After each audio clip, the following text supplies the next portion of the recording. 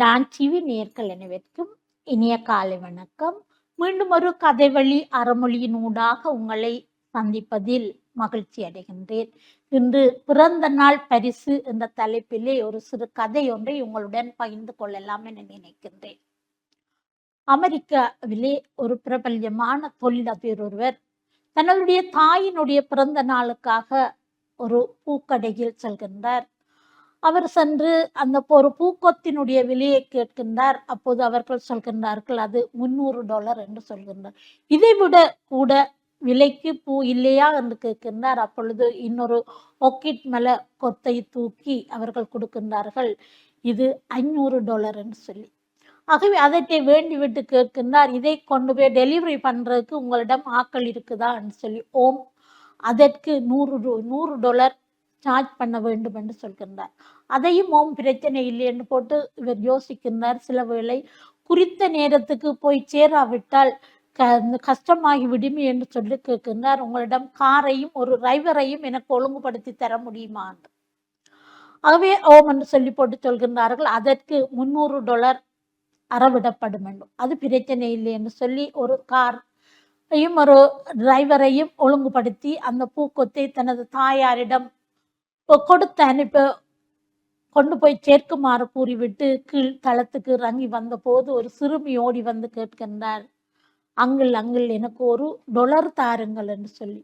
எதற்காக என்று கேட்க, என்னுடைய தாயினுடைய பிறந்த நாள் என்று எனது அம்மாவுக்கு நான் பரிசளிக்க விரும்புகிறேன் பூவை, அதற்காக என்று. ஆகவே அந்த $500க்கு தன்னுடைய தாய்க்கு பரிசளிக்கின்றேன், $1 தானே என்று தூக்கி அந்த $1 கொடுக்கின்றார்.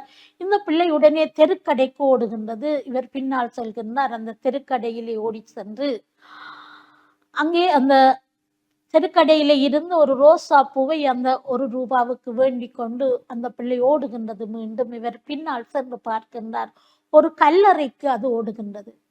அந்த கல்லறையிலே அந்த தாயினுடைய கல்லறையிலே வைத்து கண்ணை மூடி இருந்து மௌனித்து அழுது அந்த தாயை வேண்டுகின்றது.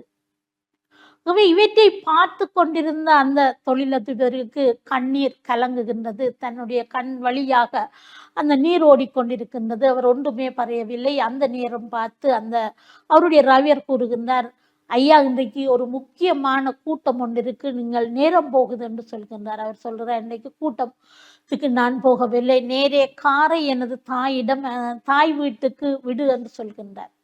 ஆகவே அங்கே அந்த தாய் வீட்டுக்கு போகின்ற போது அந்த தாய் தள்ளாறு வயசுலேயே கண்ணை பூஞ்சி கொண்டு யார் இங்கே வர்றதென்று பார்க்கின்றார். அங்கே மகனை கண்டதும் கேட்கின்றார், நீ இந்த வேலைக்கு மத்தியில வந்தனியோ என்று சொல்லி கட்டி அணைத்து கண்களில் இருந்து கண்ணீர் விடுகின்றார். அப்பொழுதுதான் அந்த தொழிலதிபர் யோசிக்கின்றார், நான் எவ்வளவு